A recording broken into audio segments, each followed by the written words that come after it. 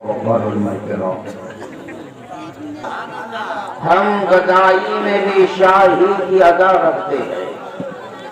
گدائی کے معنی غریبی، فقیری، مفلسی، شاہی یعنی بادشاہوں جیسی ادا رکھتے ہیں۔ آخر کون سی صفت آپ کے پاس ہے کہ کچھ بھی نہیں ہے اور انداز شاہانہ ہے؟ آخر کیا وجہ ہے؟ کون سی طاقت ہے، کون سی قوت ہے کہ کچھ بھی نہیں ہے اور کہتے ہیں کہ ہم بادشاہ ہیں؟ تو سنیں کہ ہم گدائی میں بھی شاہی کی ادا رکھتے ہیں، ہم خدا رکھتے ہیں، محبوب خدا رکھتے ہیں۔ ہم گدائی میں بھی شاہی کی ادا رکھتے ہیں، کیوں؟ اس لیے کہ ہم خدا رکھتے ہیں، محبوب خدا رکھتے ہیں، اور ہم غلامان نبی رحمت عالم کے طفیل، ہم غلامان نبی رحمت عالم کے طفیل بعد مرنے کے بھی انداز بقا رکھتے ہیں۔ ہم غلامان نبی رحمت عالم کے طفیل بعد مرنے کے بھی انداز بقا رکھتے ہیں، اور شاید آ جائیں کسی سمت سے نوری کرنے، شاید آ جائیں کسی سمت سے نوری کرنے، اس لیے دل کے دریچے کو کھلا رکھتے ہیں، اس لیے دل کے دریچے کو کھلا رکھتے ہیں، اور طواف کعبہ کریں، گنبد خضرا دیکھیں، طواف کعبہ کریں، گنبد خضرا دیکھیں، آرزو کچھ بھی نہیں اس کے سوا رکھتے ہیں، آرزو کچھ بھی نہیں اس کے سوا رکھتے ہیں، اور ظہور جب بھی خیال در جانا آیا، ظہور جب بھی خیال در جانا آیا، دل کو نظروں کو عقیدت سے جھکا رکھتے ہیں، دل کو نظروں کو عقیدت سے جھکا رکھتے ہیں، اور رسول اللہ کے دیوانے، نبی اللہ کے مستانے، شہر یار ولایت، نو بہار دین و ملت، اعلیٰ حضرت عظیم البرکت ارشاد فرماتے ہیں، سر تاب قدم ہے تن سلطان زمن پھول، سر تاب قدم ہے تن سلطان زمن پھول، لب پھول، دہن پھول، زکن پھول، بدن بدن، سر تاب قدم ہے تن سلطان زمن پھول، لب پھول، دہن پھول، زکن پھول، بدن پھول، اور ان کا بھی ہمارے تو ہلائے نہیں ہلتا، ان کا بھی ہمارے تو ہلائے نہیں ہلتا، تم چاہو تو ہو جائے ابھی کوہ مہن پھول، تم چاہو تو ہو جائے ابھی کوہ مہن پھول، اور کیا بات رضا اس چمنستان کرم کی، کیا بات رضا اس چمنستان کرم کی، زہرا ہے کلی جس میں حسین اور حسن پھول، زہرا ہے کلی جس میں حسین اور حسن پھول۔ حضرات محترم، یقیناً یار کی محبت اور یار کی الفت کی کشش ہے کہ بالکل ہمارے ابھی ممبئی سے آنے کا جو وقت تھا بالکل نہیں تھا، بڑی مصروفیت، اور ابھی ایک اس لیے کہ اسلام کیا ہے، اسلام کا نام کیا ہے؟ یہ شہادت کہے الفت میں ہے قدم رکھنا، شہادت کہے الفت میں ہے قدم رکھنا، لوگ آسان سمجھتے ہیں مسلمان ہونا، لوگ آسان سمجھتے ہیں مسلمان ہونا، یہ شہادت کہے الفت میں ہے قدم رکھنا، لوگ آسان سمجھتے ہیں مسلمان ہونا۔ تو اس لیے میں نے بہت ساری مصروفیات کے باوجود اس موضوع کے لیے ہم آئے، تاکہ سب سے بڑا کام دین اسلام کا یہ ہے کہ کپڑا گندا ہو جائے تو دھوبی صاف کرتا ہے، بال بڑھ جائے تو حجام کاٹ لیتا ہے، جوتا رنگ خراب ہو جائے تو موچی صحیح کر دیتا ہے، لیکن دل خراب ہو جائے تو اس کے لیے تو پھر عالم ہی کا کام ہے کہ اسے صاف ستھرا کرے. یہ نہ دھوبی کا کام ہے، نہ موچی کا کام ہے، نہ درزی کا کام ہے. یہ علماء حق کا کام ہے کہ جب معاملہ دل کا آ جائے تو ہر کام چھوڑ کر دل کی صفائی کا کام کرے. اللہ رب العزت نے فرمایا یا ایھا الذین آمنوا اتقوا اللہ وکونوا مع الصادقین. بڑی مشہور معروف آیت کریمہ ہے. اے ایمان والو، خطاب ہے ایمان والوں سے، اللہ سے ڈرو. وکونوا مع الصادقین، اور سچوں کے ساتھ ہو جاؤ. تین چیزیں اس میں اللہ رب العزت نے واضح ارشاد فرمایا. اول یہ کہ خطاب ایمان والوں سے، اے ایمان والو اللہ سے ڈرو، اللہ کا خوف رکھو، اللہ کی خشیت رکھو، اللہ سے ہر پل ڈرتے رہو. اور جب یہ ڈر، خوف، خشیت دل میں آ جائے، یہ مت سمجھ جاؤ کہ ہم کامیاب ہو گئے. اس کے بعد پورا صادقین، سچوں کے ساتھ رہو تاکہ یہ ایمان اور تقوی سلامت رہے. ایمان لے آئے اور خوف خدا نہیں تو ایمان ظاہر ہونے کا ڈر ہے. اور ایمان کے بعد خوف خدا بھی ہے لیکن سچوں کا ساتھ نہیں، تب بھی اس کو ظاہر ہونے کا ڈر ہے. لیکن ایمان لے آئے، اللہ کا خوف بھی ہے اور سچوں کے ساتھ بھی ہیں، تو پھر وہ ظاہر نہیں ہوگا بلکہ اس ایمان میں اور تقوی میں روز اس میں اور ترقی ہوتی چلی جائے گی. کیوں؟ اس لیے کہ سچوں کے ساتھ.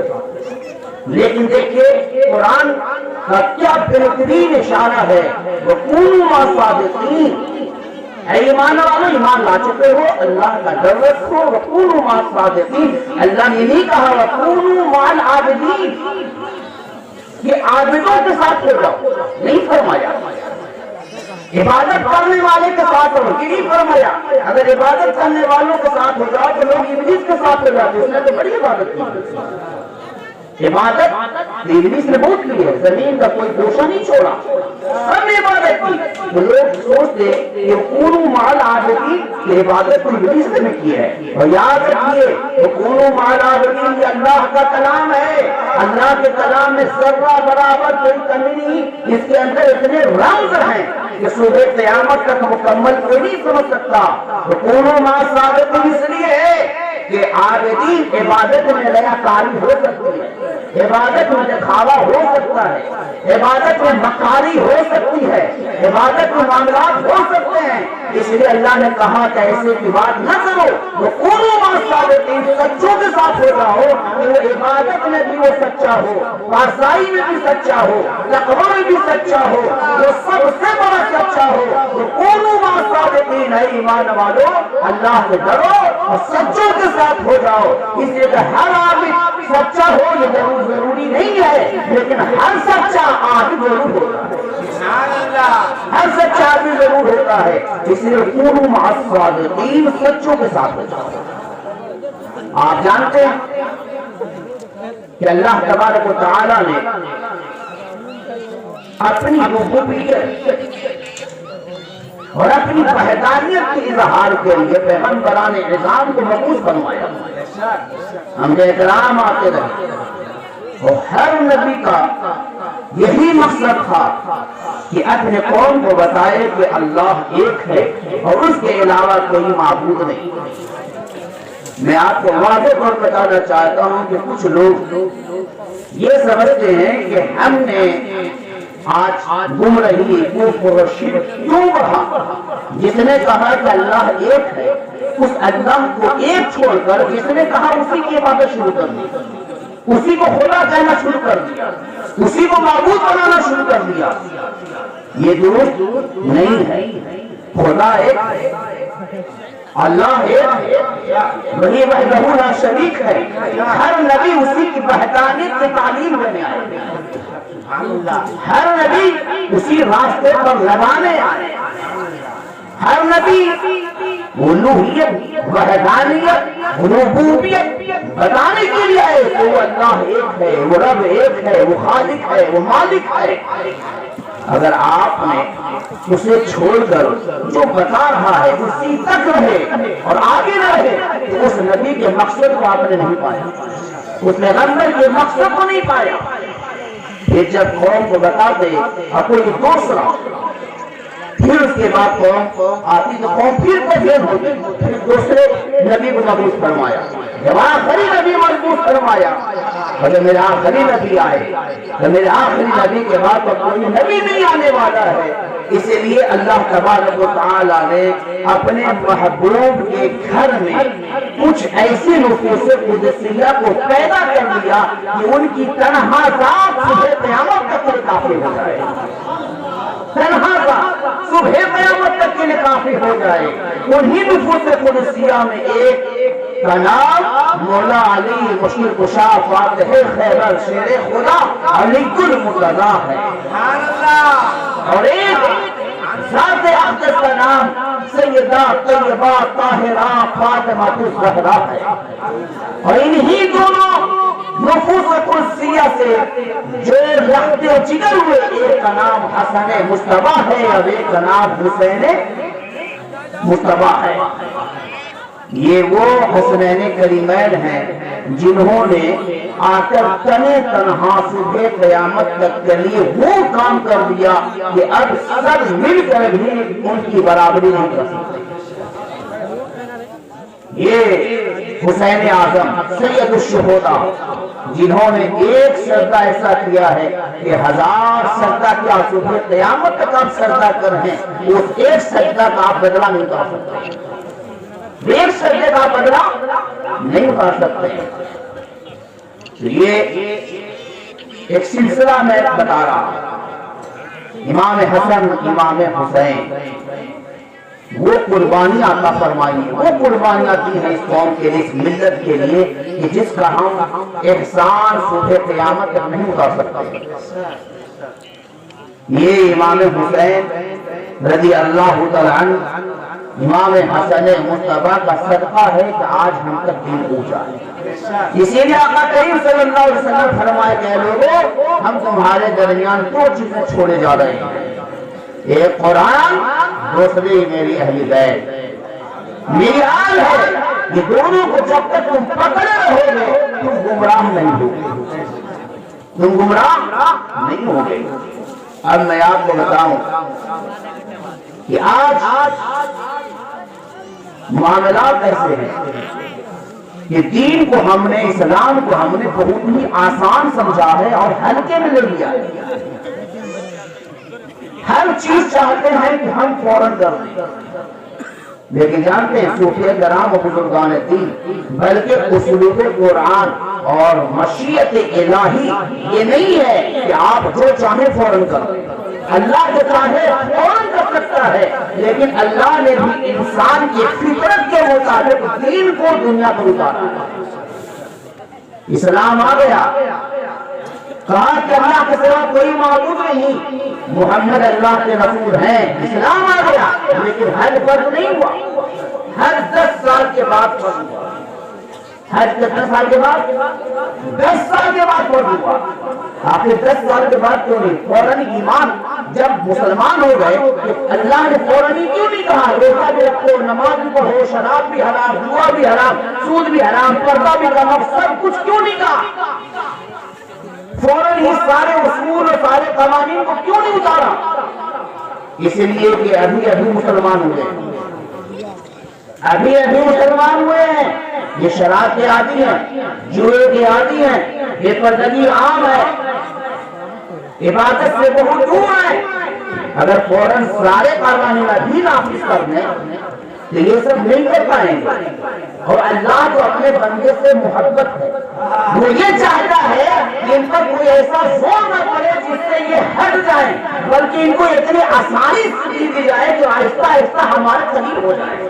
تو اللہ یہ چاہتا ہے بندے میرے قریب ہو جائیں، اللہ یہ چاہتا ہے یہ بندے جنتی ہو جائیں، اللہ یہ چاہتے ہیں کہ یہ میرے بندے مغفرت یافتہ ہو جائیں، اس لیے اب ابھی مسلمان ہوئے ہو، اچھا ٹھیک ہے، ابھی تمہیں شراب کی عادت ہے، ابھی تک چلتے رہنے دو، اسے بنفس ہی کوئی چیز حرام نہیں ہے، جسے اللہ کے رسول کہتے ہیں بس حرام ہے، نہ کہیں تو حرام نہیں ہے۔ جب تک شراب کو کہا گیا کہ حرام نہیں ہے، حرام حرمت کی آیت نہیں نازل ہوئی، تو شراب حرام نہیں تھی، حرام نہیں تھی، لیکن جب کہہ دیا تو حرام ہے، جب کہہ دیا تو حرام ہے۔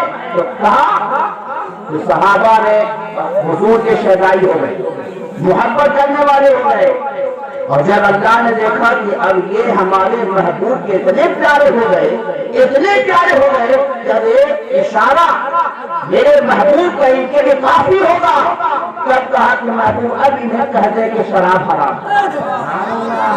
پہلے دن نہیں کہا، پہلے سال نہیں کہا، دوسرے سال نہیں کہا، پہلے محبت میں گرفتار کروایا، پہلے محبوب کا دیوانہ بنایا، پہلے محبوب کے قدموں میں لایا، پہلے محبوب کا عاشق بنایا، پہلے محبوب کا غلام بنایا، اور جب مکمل غلام بن گئے تب کہا محبوب اب انہیں کہو کہ شراب حرام ہے۔ تو جس دن کہا حرام ہے تو جس کے ہاتھ میں جیسے آیت اتری کہ کسی کے ہاتھ میں تھا تو وہیں سے گرا دیا، کسی کے ہٹے میں تھا تو وہیں توڑ دیا، کسی کے منہ میں تھا تو کلی کر دیا، کسی کے پیٹ میں تھا تو انگلی ڈال کے قید کر دیا، اس لیے کہ اب اللہ کے حکم آ گیا ہے، محبوب خدا نے پیغام دے دیا ہے۔ پتہ یہ کیا چلا، یک بعد کوئی کام نہیں ہوتا ہے، ہر کام کے لیے ایک وقت ہوتا ہے۔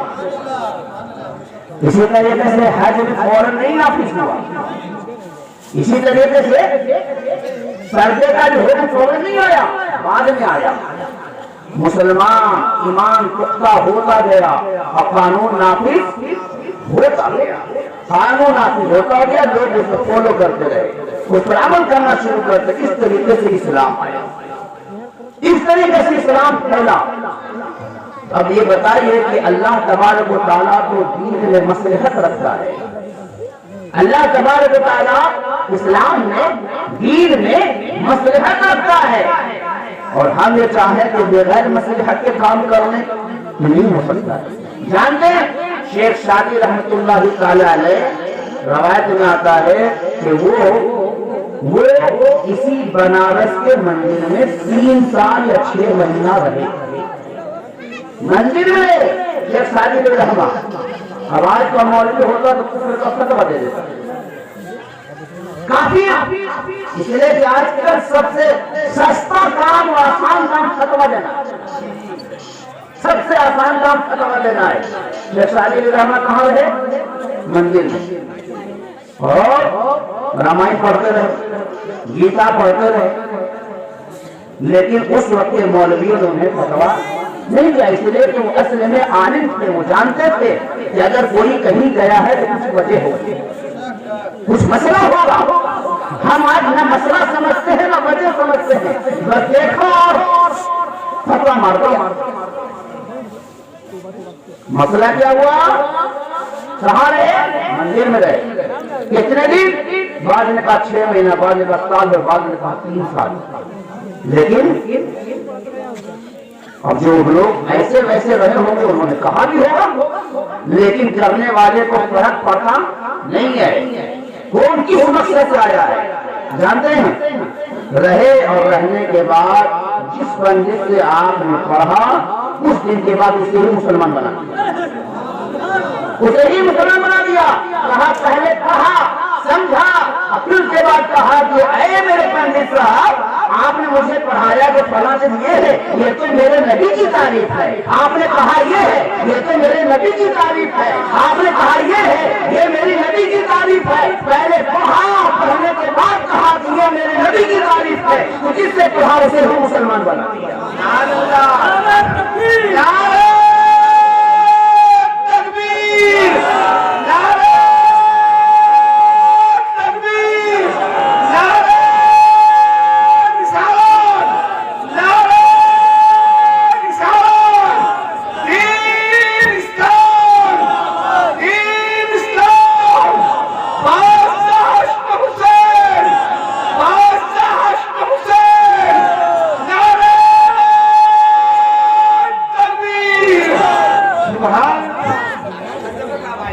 یہ اسلام ہے،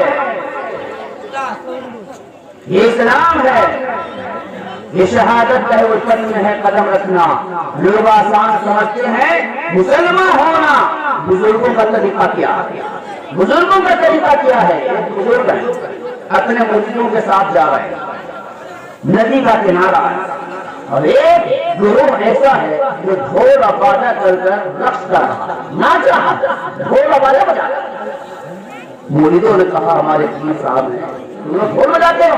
نہیں، آج ہم خوشی کا دن، ہم خوشی بنا رہے ہیں، ڈھول بجا رہا۔ آئے ناراض ہوتے کہ میرے پیر بیٹھے ہیں، ایک اللہ کا ولی بیٹھا ہے، منع کرنے کے بعد بھی نہیں مانتے۔ آئے، آنے کے بعد کہا کہ حضور بتائیے، بڑے بدبخت انسان ہے وہ لوگ، بار بار بتا رہے ہیں کہ ڈھول باجا سب ناجائز ہے، آپ ہمارے اللہ کے ولی ہیں، آپ کو چپ ہو جاؤ، نہیں کرتے ہیں، آپ ان کے لیے بددعا کر دو، ان کے لیے بددعا کر دیں۔ تو ولی نے کہا، بزرگ نے کہا کہ ٹھیک ہے، ہاتھ اٹھاؤ، سب تم جو میں دعا کروں تم سب کہنا آمین۔ کیا کہنا؟ آمین۔ اب سب ہوا کہ ابھی بس دعا کریں گے اور فوراً یہ ہلاک ہو جائیں گے۔ ایک اللہ کا ولی دعا کرے گا، ہم سب آمین کہیں گے، ہلاک ہو جائیں گے۔ ہاتھ اٹھایا تو بزرگ نے کیا دعا کیا؟ اے اللہ، جس طریقے تو نے ابھی انہیں دنیا میں خوش رکھا ہے، انہیں میدان محشر میں بھی خوش کر دے۔ جیسے یہاں خوش ہیں ویسے انہیں آخرت میں بھی خوش کر کے خوشی عطا فرما دے۔ یہ دعا کرنا تھا کہ انہوں نے فوراً ہی ڈھول باجا پٹا، آواز آئے، ولی نے آئے، کہا کہ اے میرے بابا جلدی سے مجھے توبہ کرائیے، میرا دل یہ کہتا ہے یہ پیر غلط ہے، مجھے توبہ کرائیے۔ جو کافر تھا مسلمان ہو گیا، مجھے مسلمان بدبخت تھا خوش وقت ہو گیا، خوش وقت ہو گیا۔ مریدوں نے کہا کہ حضور یہ کیا معاملہ ہے؟ آپ کو تو میں نے کہا تھا فتویٰ کرنے کے لیے، اور آپ یہ کہا کہ اصل مسئلہ یہ ہے کہ میں نے کہا اللہ جسے تو نے دنیا میں خوش رکھا ہے انہیں آخرت میں بھی خوش رکھے، تو آخرت میں تو وہی خوش ہوگا جو ایمان والا ہوگا، اس لیے ہم نے ایمان کی دولت دعا کی ہے، اور آخرت میں وہی خوش ہوگا جو مسلمان عمل والا ہوگا۔ تو ہم نے جب آخرت کی دعا کی ہے کہ اس کا مطلب ہے کہ اللہ کافر کو ایمان کی دولت عطا فرمائے اور بدبختوں کو عمل کی توفیق عطا فرمائے۔ تو ہم کیا دیکھتے ہیں اور ایک اللہ کا ولی کیا دیکھتا ہے، دونوں میں بڑا فرق ہے۔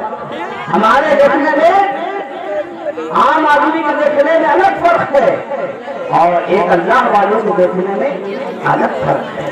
یہ دونوں فرق کو دیکھنا ہوگا۔ آپ جانتے ہیں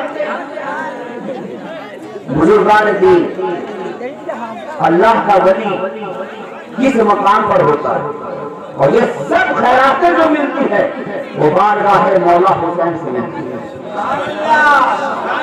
یہ درے مصطفیٰ سے ہوتے ہوئے درے حسن و حسین سے ملتی ہے۔ یہ دونوں نواسے کے صدقے میں اللہ نے اس زمین کو آباد فرمایا ہے۔ حضرت سیدنا فاروق اعظم رضی اللہ تعالی عنہ، آپ اپنے تخت پر بیٹھے ہوئے، اپنے جگہ پر گھر میں بیٹھے ہوئے اور فیصلہ سنا رہے ہیں۔ اتنے میں امام حسن امام حسین آئے، فاروق اعظم رضی اللہ عنہ سے بات کرنی تھی۔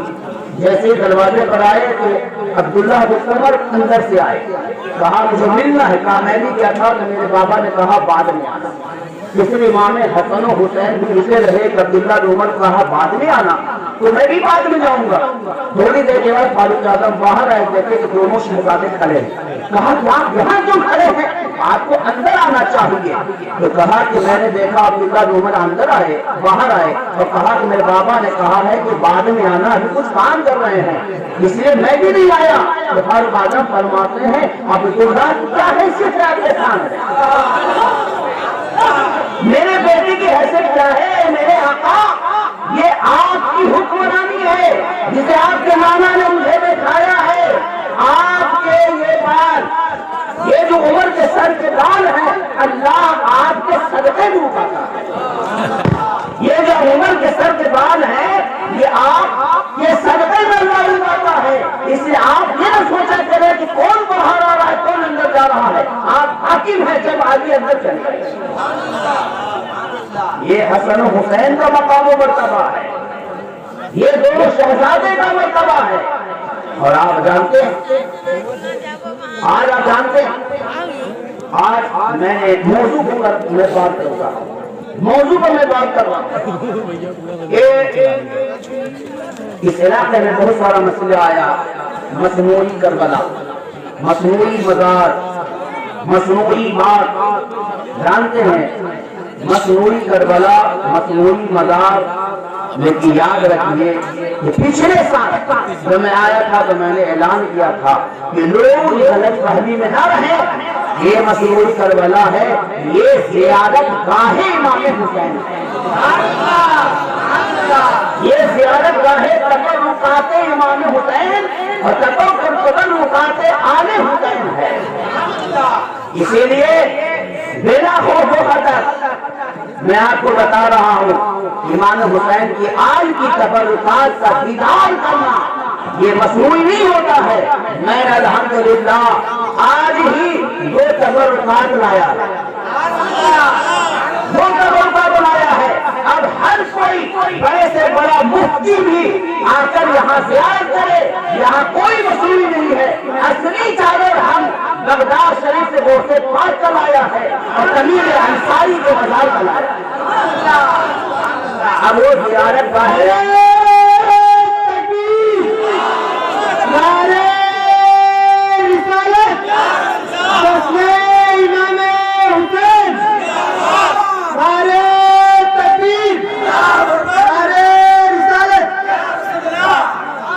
کیا ہے؟ یہ زیارت گاہ تبرکات امام حسین و تبرکات آل امام حسین۔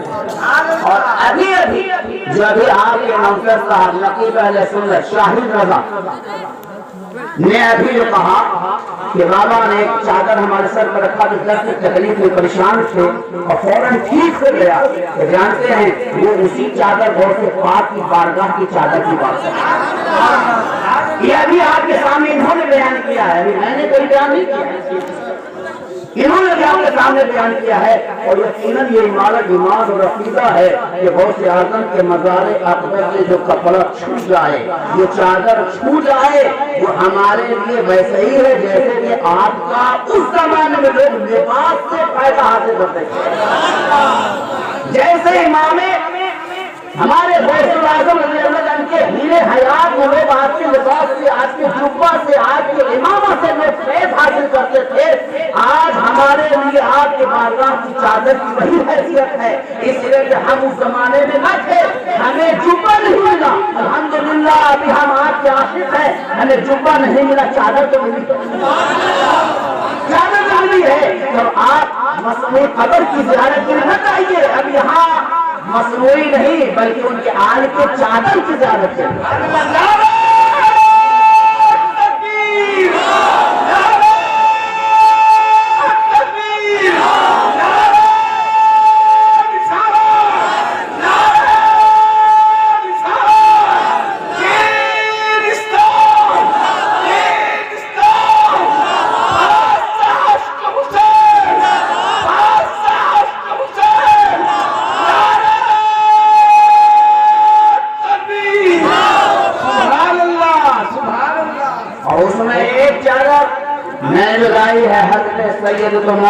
سیدنا تمیم انصاری جو صحابی رسول ہیں، حقیقت صحابی رسول تمیم انصاری رضی اللہ عنہ کی چادر ہے۔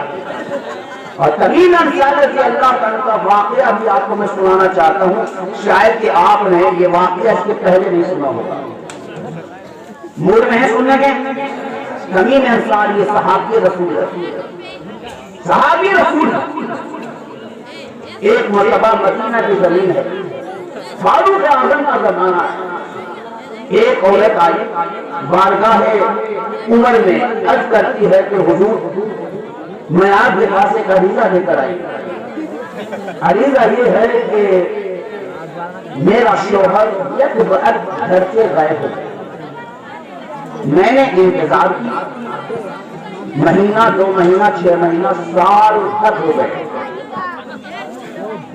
2 سال ہو گئے، 3 سال ہو گئے، چھوٹے چھوٹے بچے ہیں، خرچہ پورا نہیں ہوتا ہے، بغیر مرد کے گھر میں رہنا اس زمانے میں بڑی مشکل کی بات ہے۔ حضور ہمارے لیے فیصلہ فرمائے۔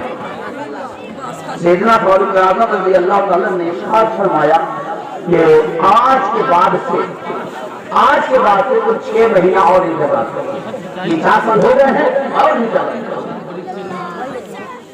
یا پھر 1 سال کہا انتظار کرنے کے بعد پھر وہ آئی، ان کے شوہر نہیں ملے، پھر آپ نے کہا کہ آج کے بعد سے 6 مہینہ اور انتظار کریں، 6 مہینہ اور انتظار کریں، پھر آئی، حضور ابھی تک میرا شوہر نہیں ملا، اس کے بعد کہا آج کے بعد سے 4 مہینہ اور انتظار کریں، پھر وہ آئی، کہا حضور نہیں ملا، کہا آج کے بعد سے 2 مہینہ اور انتظار کریں، پھر 2 مہینے پہلے حضور نہیں ملا، کہا کہ آج کے بعد سے 1 مہینہ اور انتظار کریں، نہیں ملا، 1 مہینے کے بعد آپ نے بھرے محفل میں ارشاد فرمایا تم میں سے کون ہے جو اس بیوہ کے ساتھ شادی کرے، جس کا شوہر غائب ہو گیا، چھوٹے چھوٹے بچے ہیں، انہوں ایک صحابی رسول تیار ہوئے، کہا کہ امیر المومنین اگر آپ حکم دیں تو ہم اس کے بچوں کی پرورش کا ہم ذمہ لیتے ہیں اور ہم نکاح کے لیے تیار ہیں۔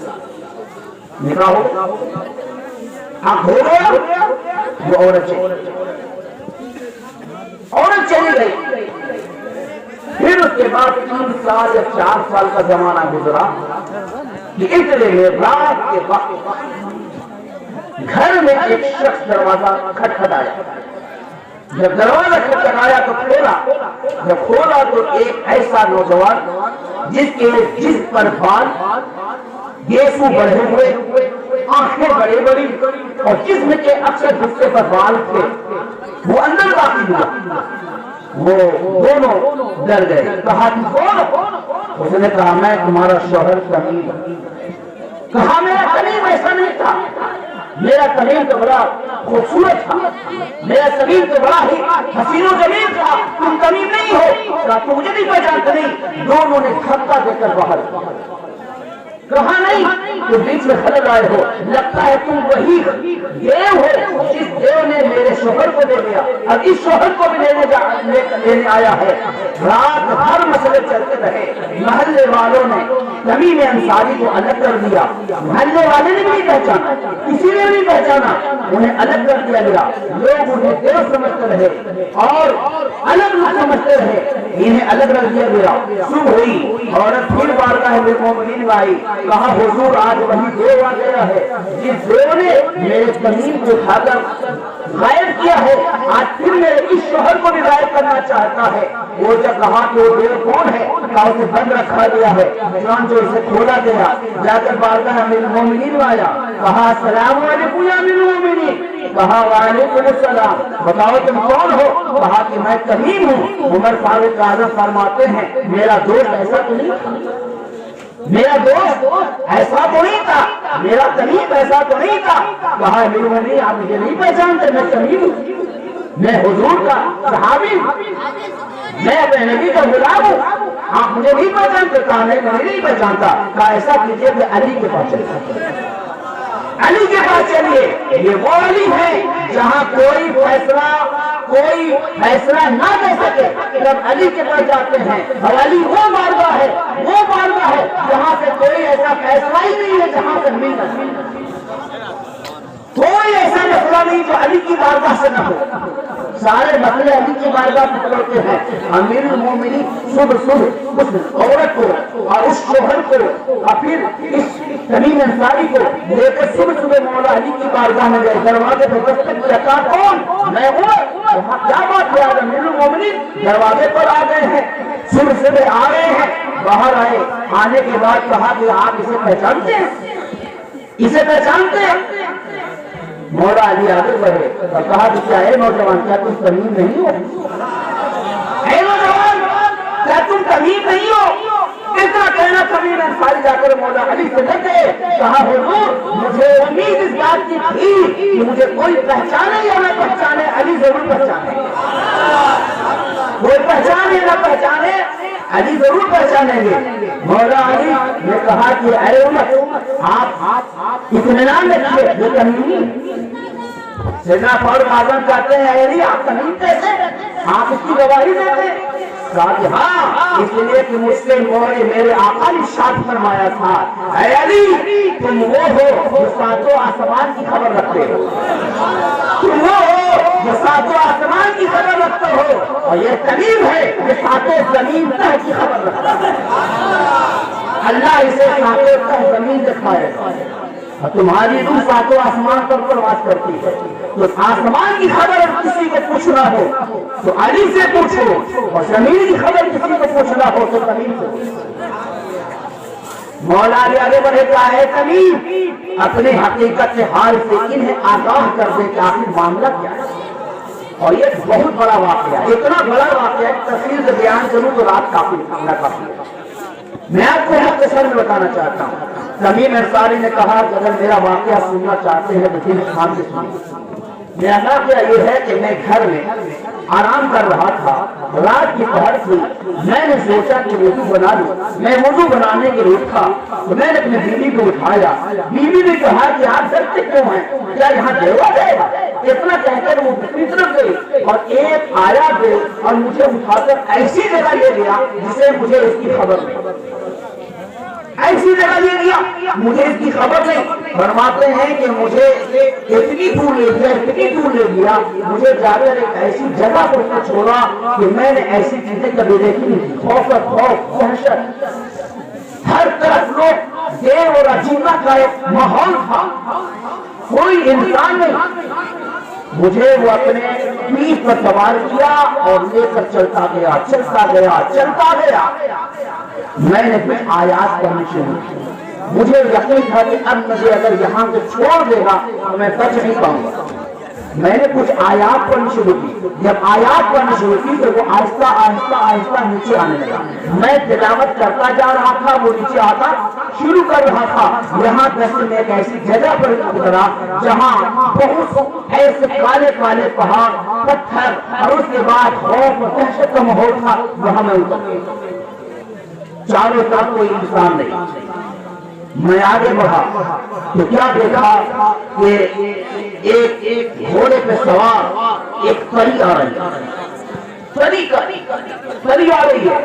اس نے دیکھا اور کہا، انصاری فرماتے ہیں کہ میں ایک درخت کے کونے میں چھپ گیا۔ اس پری نے محسوس کیا اور کہا کہ خود سے انسان لگ رہے، یہاں کیسے آ گئے؟ اس نے کہا کہ اصل مسئلہ یہ ہے کہ مجھے ایک دیو نے لایا۔ کہا ٹھیک ہے، ایسا کرو کہ ہم تمہیں مدینہ پہنچا دیں گے، لیکن میری ایک شرط ہے۔ کیا شرط ہے؟